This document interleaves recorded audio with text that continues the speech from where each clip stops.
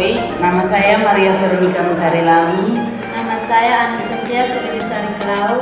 Nama saya Maria Marcelina Kewa. Nama saya Yusuf Alfargo Numurab. Kami dari kelompok 4 dengan materi konservasi. Teman-teman, tahukah kalian apa itu konservasi?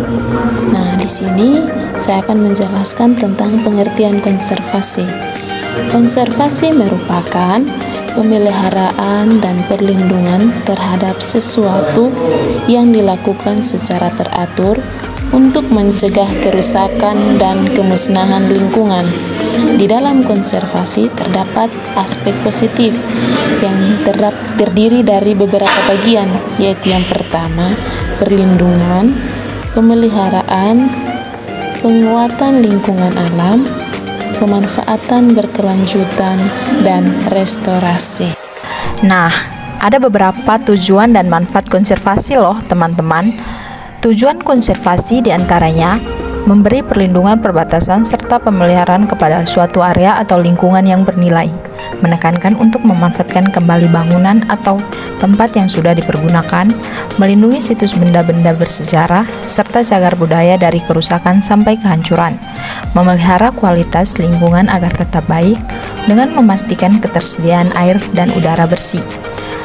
Kemudian manfaat konservasi diantaranya, pertama manfaat ekologi, dan yang kedua adalah manfaat ekonomi. Bentuk-bentuk konservasi. Teman-teman, ada yang tahu tidak apa saja bentuk-bentuk konservasi? Nah, bentuk konservasi ada dua, yaitu konservasi in situ dan konservasi ex situ. Ada yang tahu tidak apa itu konservasi in situ dan konservasi ex situ? Nah, konservasi in situ merupakan upaya kelestarian keanekaragaman hayati yang berupa flora dan fauna.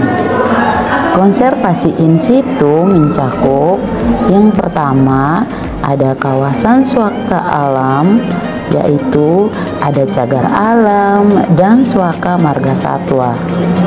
Yang kedua, kawasan pelestarian alam, yaitu berupa taman nasional, taman hutan raya, dan hutan wisata alam.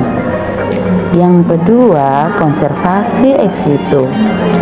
Konservasi ex situ merupakan upaya kelestarian keanekaragaman hayati yang dilakukan bukan pada habitat aslinya, melainkan pada habitat buatan. Nah, konservasi ex situ seperti ada kebun raya, arboretum, kebun binatang, taman safari, dan tempat penyimpanan benih dan sperma satwa. Adapun permasalahan yang dihadapi dalam konservasi. Yang pertama, jumlah penduduk dengan penyebaran yang tidak merata. Yang kedua, pertumbuhan penduduk yang relatif tinggi. Yang ketiga, mata pencaharian yang bersifat agraris. Yang keempat, sumber daya alam adalah modal dasar dalam pembangunan yang harus dimanfaatkan baik sebagai objek maupun subjek pembangunan. Berikut adalah beberapa cara menanggulangi permasalahan dalam pelaksanaan konservasi, yaitu yang pertama, mengikut sertakan masyarakat dalam rangka menanggulangi permasalahan lingkungan global.